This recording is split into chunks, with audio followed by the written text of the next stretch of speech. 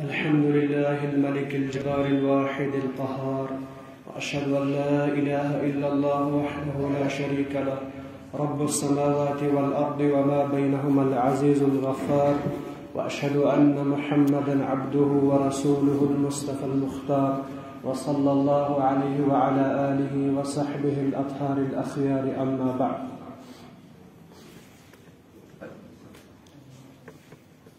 کتاب التوحید کا آج درس نمبر 16 ہے۔ اس سے پہلے 15 درس ہو چکے۔ پچھلے دروس میں ہمیں یہ گزرا، مؤلف رحمہ اللہ نے ہمیں یہ سمجھایا کہ توحید کی اہمیت، شرک کی مذمت، پھر توحید کی طرف دعوت۔ اس کے بعد جو اس سے پہلے والا باب تھا وہ اس کے متعلق تھا کہ لا الہ الا اللہ کی گواہی کی تفسیر، یعنی لا الہ الا اللہ کی تفسیر کیا ہے۔ تو اس میں یہ سمجھایا مؤلف رحمہ اللہ نے، لا الہ الا اللہ کا مطلب ہے کہ سب سے زیادہ محبت، خالص محبت اللہ تعالیٰ کی ہونی چاہیے، اور باقی جو بھی محبتیں ہوں گی وہ اللہ تعالیٰ کی محبت کے تابع ہونی چاہیے۔ ورنہ ایک انسان اپنی بیوی، بچوں، اولاد، ماں باپ سے محبت کرتا ہے۔ اللہ کے نبی علیہ السلام سے پوچھا گیا کہ اللہ کے نبی آپ کے ہاں سب سے زیادہ آپ کس سے محبت کرتے ہیں؟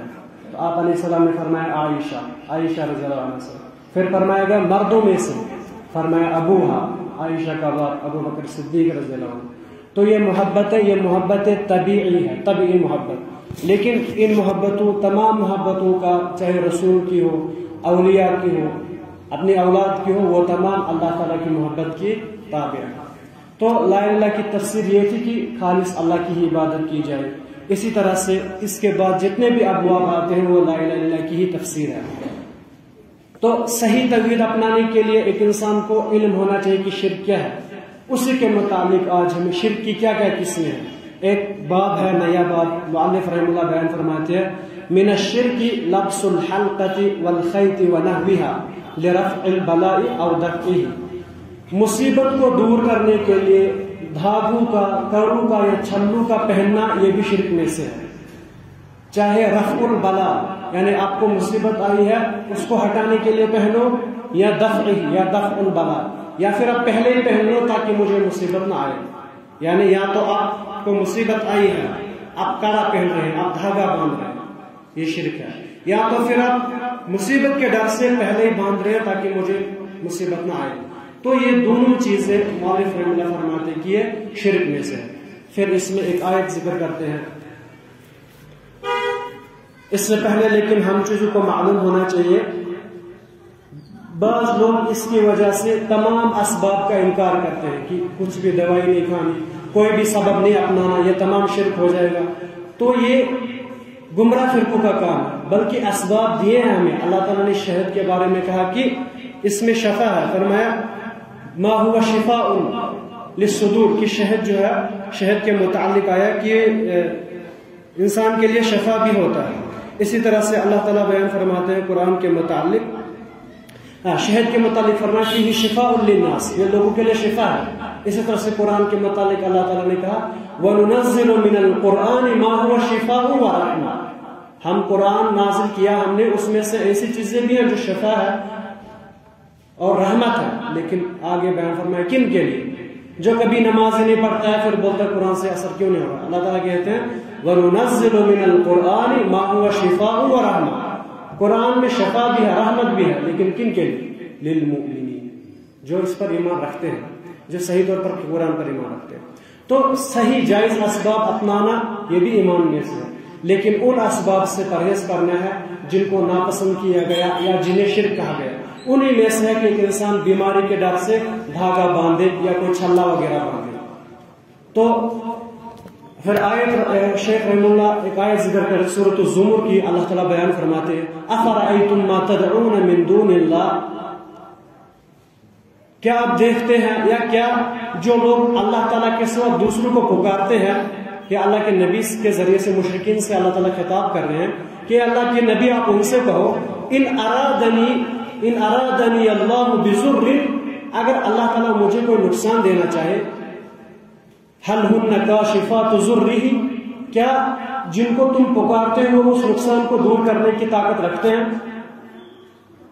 او ارادنی برحمت، یا اللہ تعالیٰ اگر مجھے کوئی رحمت دینا چاہے، هل ہن ممسکات رحمتہ، کیا جن کو آپ پکارتے ہیں وہ آپ کی رحمت دور کر سکتے ہیں؟ کل کہہ دیجئے اے اللہ کے نبی صلی اللہ علیہ وسلم، حسبی اللہ، میرے لیے اللہ کافی ہے، علیہ یتوکل المتوکلون، توکل کرنے والے اسی پر توکل کرتے ہیں۔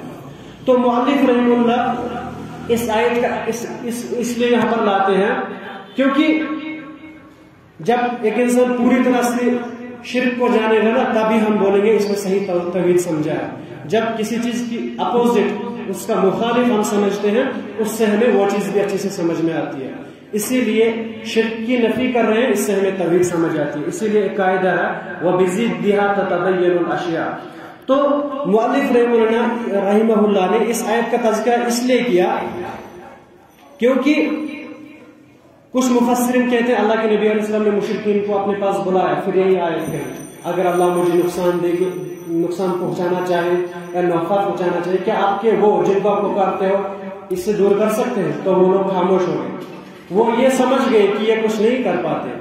تو اصل میں اس لیے مؤلف رحمہ اللہ نے اس چیز کا ذکر کیا۔ کچھ لوگ ایک ضعیف روایت سے استدلال کرتے ہیں۔ ایک امام ابو داؤد نے اپنی مراسیل میں اس روایت کا تذکرہ کیا ہے، یعنی مرسل روایت ہے، ضعیف کی ایک قسم ہے کہ علی بن حسین سے روایت کی جاتی ہے کہ حدیث میں آیا کہ کھیتی باڑی کیا کرو، اس میں برکت ہے، اور وہاں پر گدھو کے سر کھوپڑیاں رکھا کرو۔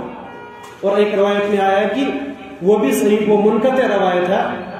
امام حیثمی فرماتے ہیں یہ دونوں روایتیں ضعیف ہے کیونکہ دوسری روایت میں حیثم بن محمد بن حفص اور یعقوب بن محمد الزہری ضعیف ہیں۔ تو وہ کہتے ہیں اس لیے رکھتے تھے گدھے تاکہ نظر بد سے بچے۔ لیکن صحیح بخاری کتاب الجہاد، صحیح مسلم کتاب اللباس میں اس حدیث کا تذکرہ کہ اللہ کے نبی علیہ السلام نے اس قسم کے دھاگوں اور کڑوں سے اس نیت سے رکھنا کہ یہ نظر بد سے بچائیں گے، ان کو ہٹانے کا حکم دیا۔ اسی لیے مؤلف رحمہ اللہ نے اس آیت کا تذکرہ کیا اور اس باب کا تذکرہ کیا کہ یہ چیزیں شرک میں آتی ہیں۔ اس کے بعد ایک حدیث کا تذکرہ کرتے ہیں۔ عمران بن حسین رضی اللہ عنہ سے روایت ہے ان نبی صلی اللہ علیہ وسلم، اللہ کے نبی علیہ السلام نے رأى رجلا فی یدہ حلقۃ من صفر، ایک آدمی کو دیکھا کہ اسے بازو میں پیتل کا ایک چھلا باندھا ہوا تھا، ایک چھلا تھا اس کے بازو میں، اس کے ہاتھ میں۔ تو اللہ کے نبی علیہ السلام نے فرمایا ما ھذہ، یا تو اس لیے کہا کہ یہ کیا، یعنی افسوس کے لیے یہ کیا، یا تو یہ بھی کہا جیسے اس لیے کہا کہ کس نیت سے رکھا، کیونکہ کبھی کبھار ہم دیکھتے ہیں ہمارے آج کل کے جوان ہوتے ہیں وہ فیشن کے اوپر باندھتے ہیں، تو وہ بھی گناہ ہے، وہ مشابہت میں آئے گا، گناہ بھی آئے گا، لیکن شرک میں نہیں آئے گا اگر وہ اس فیشن کی نیت سے رکھتے ہیں۔ اگر اس نیت سے کوئی باندھتا کہ یہ میری کوئی بیماری دور کریں گے تو وہ شرک میں آ جاتا ہے۔ اسی لیے اللہ کے نبی صلی اللہ علیہ وسلم نے فرمایا یہ کیا ہے؟ تو قال من الواہنہ، اس آدمی نے کہا یہ ایک واہنہ بیماری ہوتی ہے، یعنی ایک رگ ہوتی ہے کندھوں سے ہاتھ کے درمیان میں، اسے درد جب ہوتا ہے اسی کو کہتے ہیں واہنہ۔ انہوں نے کہا میں نے اس لیے باندھا کیونکہ بازو میں درد ہے۔ تو فقال، اللہ کے نبی علیہ السلام نے فرمایا انزعها، اسے پھینکو، اسے نکالو، فانها لا تزيدك الا وهنا، آپ کو اس سے کوئی فائدہ نہیں ہوگا الا کہ آپ کی جو بیماری ہے وہ اور بڑھے گی۔ فانك لو مت وهي عليك، اگر آپ اسی حال میں مر گئے، آپ کے بازو میں باندھا ہوا تھا، ما افلحت ابدا، آپ کبھی کامیاب نہیں۔ تو یہ امام احمد نے مسند احمد اپنی کتاب میں لایا کہ اس روایت کو سے استدلال کرنے میں کوئی حرج نہیں ہے۔ اسی طرح سے امام حاکم نے بھی اپنی مستدرک میں لائی ہے، ابن حبان نے بھی، جو مستدرک حاکم میں وہاں پر کہا جاتا کہ یہ عمران بن حسین کو ہی لگا ہوا تھا، لیکن بعض روایت میں ہے کہ پتہ نہیں کون شخص تھا جس کو اللہ کے نبی علیہ السلام نے یہ کہا۔ تو یہاں پر ایک چیز بعض لوگوں نے کہا کہ اللہ کے نبی نے کہا آپ یہ جو پہن رہے ہیں اس سے آپ کی بیماری بڑھے گی، اس کا مطلب کچھ تو اثر ہے نا اس میں، کم از کم بیماری ختم نہیں ہوئی، بڑھ تو رہی ہے نا اس کے ذریعے سے، اس کا مطلب ختم بھی ہوگی۔ لیکن نہیں، شیخ صالح ابن عثیمین رحمہ اللہ بیان فرماتے وہ جو اثر ہے نا بیماری بڑھنے کا وہ شرک کی سزا ہے، نہ کہ اس میں وہ تاثیر ہے۔ یعنی یہ نہیں ہے کہ اس کڑے میں کچھ طاقت ہے جس کی وجہ سے آپ کو نقصان ہوگا، نہیں، آپ غلط کر رہے ہیں، اللہ تعالیٰ اس کی وجہ سے آپ کو مزید بیماری میں مبتلا کریں گے۔ تو اس حدیث سے ہمیں یہ چیز معلوم ہوئی کہ جب ہم برائی دیکھیں اسے روکے. اللہ کے نبی علیہ السلام نے کہا اسے نکالو. ایک دوسری چیز ہمیں یہ معلوم ہوئی کہ ہم پہلے دیکھیں کہ یہ کس نیت سے کیا جا رہا ہے. کوئی آدمی اگر کچھ پہنا ہوا ہے اس کو ہم دیکھیں یہ کیوں پہنا ہے اس کو. ہماری طرح نہیں سیدھے فتوا لگاؤ مشرک پتہ بھی نہیں ہے کیا آدمی ہے کیا کرتا ہے. نہیں, پہلے دیکھو کیوں پہنا ہے, کیا نیت ہے اس کی. اسی لیے اللہ کے نبی نے کہا یہ کیا ہے, اور پھر کہا اسے اتارو. اور ایک چیز یہ بھی معلوم ہوئی کہ اگر ایک انسان اسی حال میں مر گیا کہ وہ شرک کر رہا تھا تو فرمایا کہ آپ کبھی کامیاب نہیں ہوں گے. یعنی ایک انسان پھر جہنم میں بھی جا سکتا ہے اگر توبہ کے بغیر مر گیا اس طرح کے کام کرنے سے.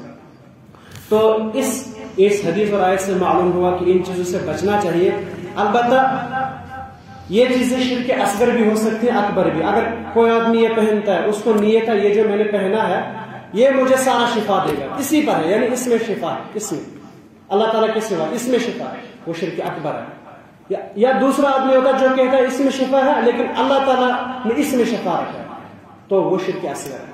کیوں؟ کیونکہ اس میں تو شفا نہیں رکھا, حدیث میں نہیں ہے, آپ نے اپنی طرف سے کسی سبب کو اختیار کیا جو اللہ کی طرف سے نہیں ہے. تو مؤلف رحمہ اللہ ہمیں یہی سمجھا رہے تھے. اس کے بعد ایک دو آیتیں ہیں, پھر اس کے بعد تعویذ کے متعلق اور بھی کچھ چیزیں ہیں. تو اللہ تعالیٰ سے دعا ہے کہ اللہ تعالیٰ ہمیں اپنا عقیدہ اپنے ساتھ مضبوط کرنے کی توفیق دے اور شرک سے محفوظ رکھے.